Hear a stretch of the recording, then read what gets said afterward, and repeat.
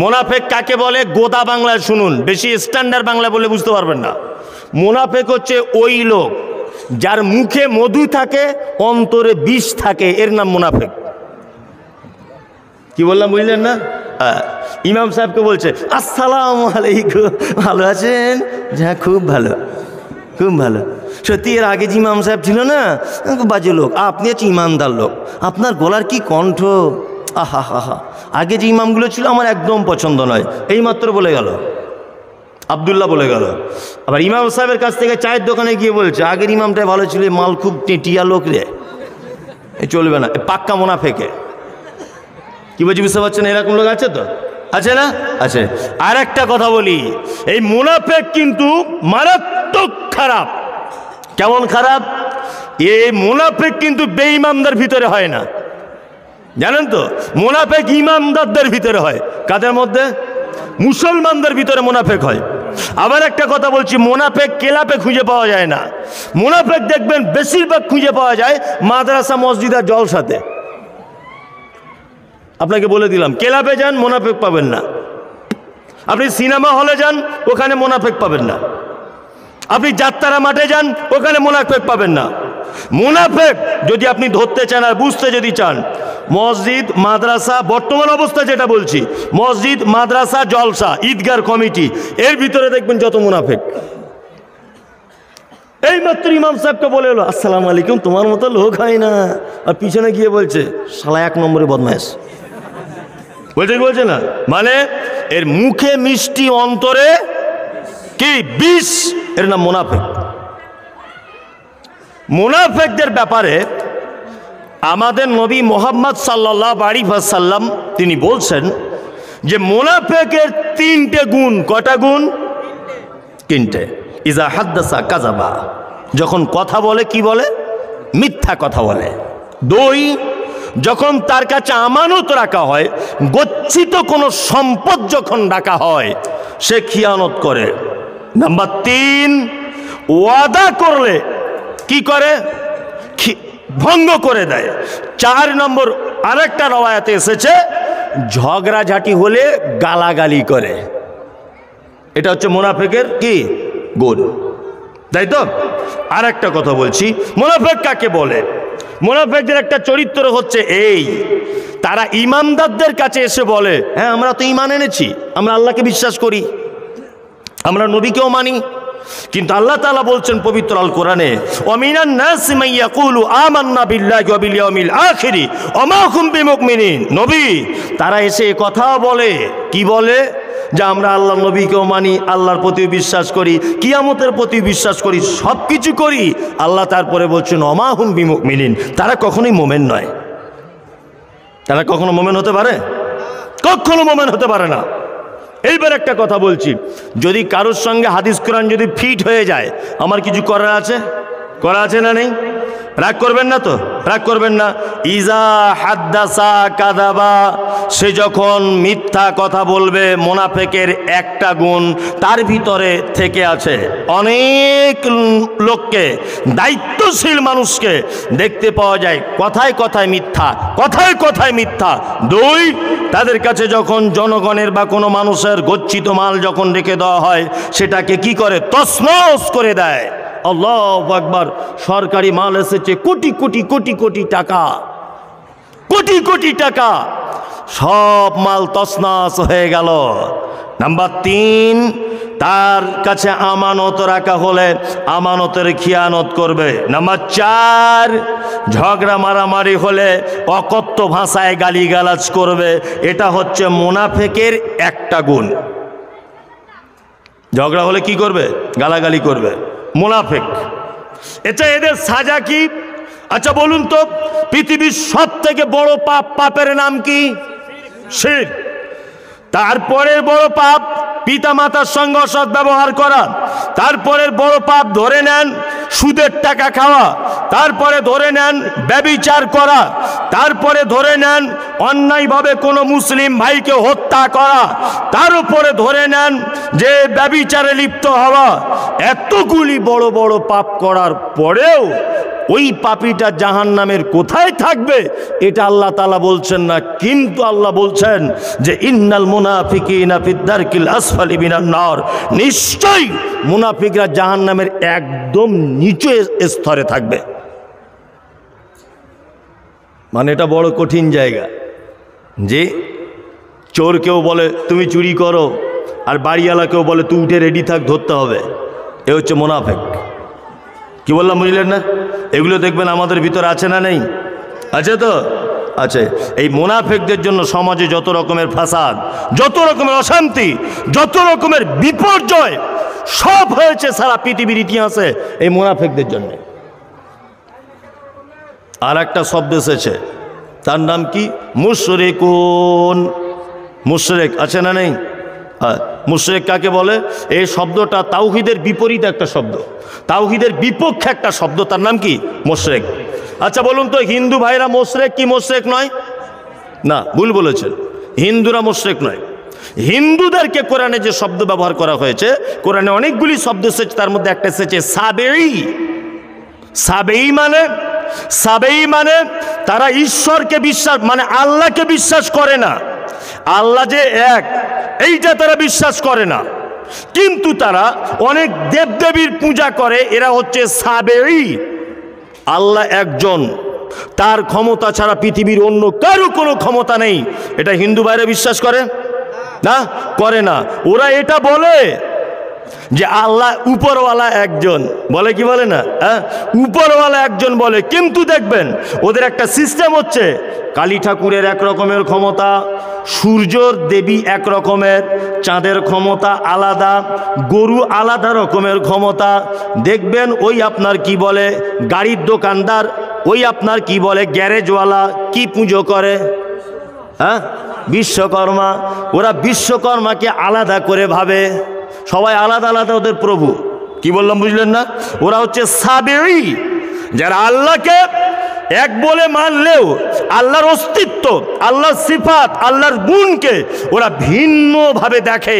এরা হচ্ছে সাবেঈ, অর্থাৎ এরা বর্তমানের হিন্দু। এরা কিন্তু মুশরিক নয়। মুশরিক কারা? চলুন মুশরিক কারা জানা যাক।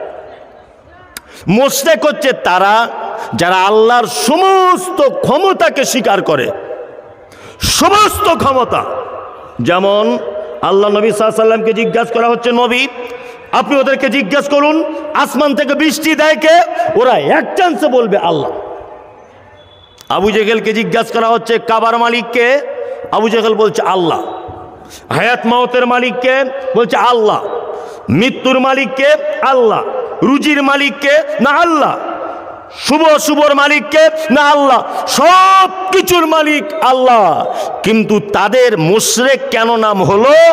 এই কারণে যে তারা এইটা ঈমান রাখতো যে ওলি আউলিয়া, এই ঠাকুর, এই আমাদের দেবতা দেবীদের মাধ্যমে আল্লাহকে পাওয়া যায়, এমনি পাওয়া যায় না। এই জন্য এরা মুশরিক। শুনুন, বর্তমানে মুশরিকি নীতি আমাদের পশ্চিম বাংলা, ভারত, পাকিস্তান, বাংলাদেশ, এই তিনটে দেশের ভিতরে বিরাজ করেছে কি করেনি? এক শ্রেণীর মানুষ আছে, তারা বিশ্বাস করে আল্লাহ সব ক্ষমতাবান, তারা জানে রুজির মালিক আল্লাহ, হায়াত মাউতের মালিক আল্লাহ, তারপরেও আল্লাহকে পাওয়ার জন্য মাধ্যম দিয়ে আল্লাহকে ধরতে চাইছে। মানে এর বেটা মুশরিক, পীর সাহেবের মাজারের মাধ্যমে আল্লাহকে ধরতে চাইছে। কি বলছি বুঝতে পারছেন না? তার মানে মুশরিকটা কি বেঈমানদের ভিতরে আছে, হিন্দুদের ভিতরে আছে, না মুসলমানদের ভিতরে আছে? আমাদের ভিতরে আছে মুশরিক। কি বলছি বুঝতে পারছি না? আমাদের ভিতরে আছে মুশরিকি নীতি। এই সে যুগের আবু জেহেল মানত কাবার মালিক আল্লাহ, সে যুগের আবু লাহাব জানতো বৃষ্টির মালিক আল্লাহ, অনাবৃষ্টির মালিক আল্লাহ, রাতের মালিক আল্লাহ, দিনের মালিক আল্লাহ, অসুস্থ সুস্থতার মালিক আল্লাহ। কিন্তু তারা এই কাজ করত যে ওলিয়া উলিয়া, নবী রসুল, দেবদেবীর মাধ্যমে আল্লাহকে ধরতে হবে। এর নাম মুশরিক। বর্তমানে মুসলমান এরকম করছে কি করছে না? আমি যখন সোশ্যাল মিডিয়ায় বলতে গেলাম তখন আমাকে বলছে এই মমতাজুল ইসলাম, কি হলো? বলছে গাছে কি আর এমনি ওঠা যায়, ডাল ধরে উঠতে হয়। বলছে না, এই পাক্কা চিটিংবাজ, আমি যদি ডালওয়ালা গাছে না উঠি আমি নারকেল গাছে উঠবো, দেখি তোর বাপের কত ক্ষমতা আমায় আটকাবে। আমি ডালওয়ালা গাছে উঠবই না। কি বললাম বুঝলেন না? তোর গাছে ডাল আছে, তুই ওঠ। আমরা আহলে হাদিস সহি আকীদার মানুষ, আমরা নারকেল গাছে উঠবো। লে এবার কি করবি কর। কি বলছি বুঝতে পারছেন না? আল্লাহু আকবার। আচ্ছা বলুন তো, মানুষ মাধ্যম ধরে কখন? বিরক্ত হচ্ছেন, ছেড়ে দিব? ছেড়ে দেবো? রাত্রি 12টা বাজে নাকি? ওরে বাবা 12টা হয়ে গেছে, ছেড়ে দিই তাহলে, বুঝলেন না? আর একটুখানি বলি। যদি এইভাবে বলতে থাকি একটা একটা করে, মোটামুটি আমি 3টে পর্যন্ত বলতে পারবো। আজকে আমার শরীর ভালো আছে ইনশাল্লাহ। তো একটা একটা করে বলি। আমার সুর নেই তো, ওই জন্য মানুষ এখন আর পছন্দ করছে না। যাই হোক, আপনাকে একটা কথা বলি। আচ্ছা, মানুষ মাধ্যম ধরে কখন বলুন তো? 2টো কারণে। কটা কারণে? 2টো। এক, খুব মন দিয়ে শুনবেন। এই যে ভাই বসে আছেন, মেম্বার ভাই, পরিচয় দিলেন, তবে লোকটা দেখে মনে হলো মনটা খুব ভালো মানুষ। দেখ, সামনাসামনি বলতে নেই কেন। যাই হোক, তা আমাকে প্রথমেই বলছেন যে ক্যামেরাগুলো থাক, এতে করে ইসলামের অনেক কাজ হবে। তাতে করে আমি ভাবলাম যে লোকটার মন মানসিকতা মনে হয় ভালো। যাই হোক, অন্য লোক হলে বিরোধিতা করে। তা যাই হোক, উনি ভালো কাজে সাপোর্ট করেছেন বলে আমিও ভালো সাপোর্ট করলাম। তা মেম্বার ভাইয়ের কাছে আমি এসেছি, হঠাৎ করে মেম্বার না, উনি ধরে নেন না একটা মন্ত্রী পদের লোক। তা ওনার বাড়িতে এসেছি, দরজা লাগানো আছে, দরজায় দাঁড়িয়ে আছি, আওয়াজ করছি, ফুরকান ভাই বাড়ি আছে? ফুরকান ভাই বাড়ি আছে? শুনছেন? বলছি এই মন্ত্রী ফুরকান ভাই বাড়ি আছেন? গেটম্যান তখন বলছে, বাড়ি কোথায়? বাড়ি উত্তর 24 পরগনা। নাম কি? মমতাজুল ইসলাম। আচ্ছা আচ্ছা, এই মন্ত্রীর সঙ্গে কি আপনার খাতির বাতির আছে? না, খাতির বাতির নিয়ে একটু দেখা করতে এলাম। পরিচয় নেই, কিছু নেই, ডাইরেক্ট মন্ত্রীর কাছে দেখা করতে এসছে। বিয়াদব কোথাকার, এখন ঘুমাচ্ছে মন্ত্রী। আমি যদি তখন বলতাম যে না না, ফুরকান ভাইয়ের সঙ্গে আমার অনেক দিনের পরিচয়, ওনার মেয়ে সেই কলকাতায় পড়তেন, সেই তখন থেকে পরিচয় আমার সঙ্গে ওনার। আচ্ছা বলুন তো, যদি পরিচিত আমি হই, তাহলে গেটম্যান আমাকে তাড়াতে পারবে কি পারবে না? পারবে না, তাই তো? আর যদি অপরিচিত হই, তাহলে আমাকে আসতে হবে কোথায়? না, ইমাম সাহেবের কাছে। ভাই একটু চলুন, আমার বাড়ি 24 পরগনা, আর আপনাদের বাড়িতেই গ্রামের ছেলে মন্ত্রী হয়েছে, একটু দেখা করিয়ে দেবেন, তাই তো? তাহলে অপরিচিত হলে মাঝখানে লোক ধরে পৌঁছাতে হয়, তাই তো? এইবার আপনাকে বলছি, আচ্ছা আল্লাহ যে আপনাকে এই গ্রামে তৈরি করেছে, আপনার নাম আব্দুল্লাহ, এটা আল্লাহ জানে কি জানে না? উত্তর দেন, জানে কি জানে না? জানে। তা আল্লাহর সঙ্গে বান্দার পরিচয় আছে না নেই? আছে। তা আল্লাহর সঙ্গে যখন বান্দার পরিচয় আছে, তাহলে কেন মাঝখান থেকে আমি দালাল ধরতে যাব? মাঝখান থেকে কেন দালালের কাছে যাব আমি? আল্লাহ তো জানে এটা, জমুক গ্রামে ওই লোকটাকে বানানো আছে, এটা আল্লাহ জানে কি জানে না? অবশ্যই জানে। আল্লাহ যখন জানে যে অমুক গ্রামে আব্দুল্লাহ বলে একজন আছে, সে আমার সঙ্গে দেখা করতে আছে মসজিদে নামাজে, তা আল্লাহ দেখা করবে কি করবে না? করবে। মাঝখানে দালাল তখন লাগবে, দালালের প্রয়োজন তখন হবে, মিডিল ম্যানের প্রয়োজন তখন হবে যদি অপরিচিত থাকি। তাহলে আর একটা কারণে লোক ধরতে হয়। ওই যে মন্ত্রী ভাই, আমার মেয়ে পরীক্ষা দিয়েছে, টেট পরীক্ষা, এ তো পরীক্ষা না, সব মিছে মিছে, একজনও চাকরি পাবে না। এই যা হয়েছে দেখবেন, ও কারোর চাকরি নেই, শুধু ফর্ম বিক্রি করেছে। এই পর্যন্ত যে কত ফর্ম বিক্রি করে নিয়েছে, আল্লাহ ছাড়া কেউ নাই। লাস্টে কি বলবে জানেন তো? লাস্টে বলবো বয়স পার হয়ে গেছে, বুঝলেন না? কঠিন চালা। আর আমাদের মোদিবাবু ওদিকে একটা ভালো কাজ করছে। মাঝখানে একটা কথা বলে দিছে, একটা কথা আছে না যে ভাই ভিক্ষা দিতে হবে না, তোর কুকুর সামলা। আরে গল্প আছে না, তো তোর ভিক্ষার নমস্কার ভাই, তোর কুকুরটাকে সামলা। একজনের বাড়িতে ভিক্ষা করতে গেছে, বুঝলেন না? বাড়িতে একটা বড় কুকুর আছে, কুকুরটা এসে গায়ে হাউ হাউ করছে। ও বলছে ভাই ভিক্ষা দিতাম না, কুকুরটা সামলাতে আগে, আমাকে মেরে দিবে। আমাদের মোদিবাবু এখন একটা কাজ করেছে, তোদের চাকরি দেবো না, কিছুই দেবো না তোদেরকে কি করব? মাঝে সাঝে কুকুর ছেড়ে দেবো। কুকুর কি না, এনআরসি করে দেবো, মিচে মিচে করে, মানে শুধু দুনিয়ার কাগজপত্র রেডি কর, বুঝলেন না? এই কাগজ রেডি করতে করতে চাকরির সার্টিফিকেট হারিয়ে ফেলবে। মানে কি, কুকুর ছেড়ে দিয়েছে যে বাবা তো চাকরির দরকার নেই, আগে দেশে বাঁচবো, ওই কাগজটা আগে করি। কি বলছি বুঝতে পারছেন না? হ্যাঁ, এর নাম নরেন্দ্র মোদী। কি বলছি বুঝতে পারছেন তো? এমন এনআরসি ফিনার্সি সব কিছুই না, সব মিছে কথা, সব রাজনৈতিক ব্যাপার, শুধু মানুষকে বঞ্চিত করার একটা রণকৌশল, বঞ্চিত করার রণকৌশল। চাকরি খুঁজছো মুসলমান, এই দেখছি এখন Al Amin mission, Al Helal mission, Tauhid academy, Mostafa mission, Amina mission, Fatema mission, Shakila mission, Ayesha mission, Khadija mission, সারা ভারতবর্ষে যত মিশন আছে এর 98% মুসলমানদের। আজকে সরকারও পর্যন্ত জেনেছে যে এই সমস্ত মিশনের স্টুডেন্টরা যদি বার হয় চাকরি দিতে বাধ্য, চাকরি দিতেই হবে এদের। চাকরি থেকে বাঁচাবো, দিব না আমি একটা কৌশল। বলছে কি? বলছে সারা জীবন এনআরসির আওতায় পড়ে যাচ্ছিস কিনা এই কাগজ নিয়ে ব্যস্ত থাক, পড়াশুনো করতে দেবো না। যেই চাকরির কোয়ালিফাই করতে যাচ্ছে বলছে কেওয়াইসি ফর্ম দেখি। ফর্ম কি? বলছে তোমার কত সালে জন্ম, কত সালে তোমার বাপ মরেছে, তোমার দাদুর জমি দেখা, এই দেখা। ভুল পাবেই, পাবে কি পাবে না? বলবো ওইটা আগে ঠিক করে আন, তবে পরীক্ষায় বসবি। ওইটা ঠিক করতে করতেই ওর কিয়ামত হয়ে যাবে। বাক্কা ধান্দাবাজেরা একদম এদের কাছে থাকবেন না। যে কথা বলতে বলতে বলতে বলতে এত দূর পর্যন্ত চলে এলাম, সেটা হচ্ছে এই মানুষ আর একটা ব্যাপারে লোক ধরে। আমি কিন্তু বক্তব্য ভুলিনি, লোক ধরে। দ্বিতীয় কারণ হচ্ছে এই, যখন মন্ত্রীবাবু একটু টালবাহানা করে। আমার ছেলে আর্মিতে চান্স পেয়ে গেছে, মাঠ ক্লিয়ার, পরীক্ষাতে ক্লিয়ার, সব কিছু ক্লিয়ার। মন্ত্রী বাবুর কাছে গিয়ে বলছি একটু যাতে চাকরিটা তাড়াতাড়ি হয়, একটু লাইনটা করে দেন। মন্ত্রী তখন আমায় বলছে সব ঠিক আছে, তোমার ছেলের পাছাতে একটা কালো দাগ আছে, আমার কাছে রিপোর্ট আছে। অথচ দাগটা কোনো ব্যাপারই নয়, মানে কিছু মাল করি খাবে আর কি, ডাইরেক্ট বলতে পারছে না। আমার ছেলের পাছায় দাগ দেখিয়ে দিল, বুঝলেন না? মানে টালবাহানা করে চাকরি আটকিয়ে রেখেছে কিছু মাল করি খাওয়ার জন্য। এই আমার আল্লাহ কি এরকম কোনো ব্যাপার আছে যে একটা বান্দা ইবাদতে পরিপূর্ণ, একটা বান্দা নামাজে পরিপূর্ণ, একটা বান্দা রোজাতে পরিপূর্ণ, একটা বান্দা হজে পরিপূর্ণ, একটা বান্দা ভাইয়ের সঙ্গে সৎ ব্যবহারে পরিপূর্ণ, একটা বান্দা কোরআন মাজিদে পরিপূর্ণ, একটা বান্দা ভালো ইবাদতে পরিপূর্ণ, আল্লাহ তানবাহানা করে জান্নাত দিচ্ছে না পীর সাহেবের কাছে যতক্ষণ না পর্যন্ত না যাবে? এরকম ব্যাপার আছে নাকি? আল্লাহকে ঘুষ টুস খাওয়ার ব্যাপার আছে? নাউজুবিল্লাহ আছে? নেই। তা আল্লাহ তো ডাইরেক্ট দিয়ে দিতে পারে, তো হুজুরের কাছে ঘুষের টাকা দিতে যাব কেন? ও তো নিজেই পাক্কা বেঈমান হয়ে বসে আছে। হাদিস এবং কোরআনের মানদণ্ডে যদি হয় মুশরিক, এরই নাম অবশ্যই পীর সাহেব ও মুশরিক। কি বলছি বুঝতে পারছেন না? অবশ্যই পীর সাহেব ও মুশরিক। আল্লাহু আকবার, অবাক হয়ে যাবেন এগুলো। মানুষ এত বোকা হয় কি করে?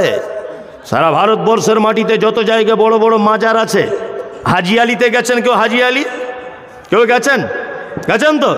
হাজি আলির নিয়ম হচ্ছে কি, ওই সমুদ্রের ওই জায়গাটায় হাজি আলি মাজার, এইখান থেকে রাস্তা করে দেওয়া আছে, দুই সাইডে সব ভিখারিরা আছে থালা নিয়ে বসে, আর মানুষ যাচ্ছে মাজারে, চাদর দিচ্ছে, সেজদা দিচ্ছে, আর মাথার দিকে দেখবেন একটা লোক ঝাড়ু নিয়ে বসে আছে, ঝাঁটা, প্রত্যেক মানুষের মাথায় ঝাঁটা দিয়ে দিচ্ছে। কথা ঠিক বললাম না ভুল বললাম?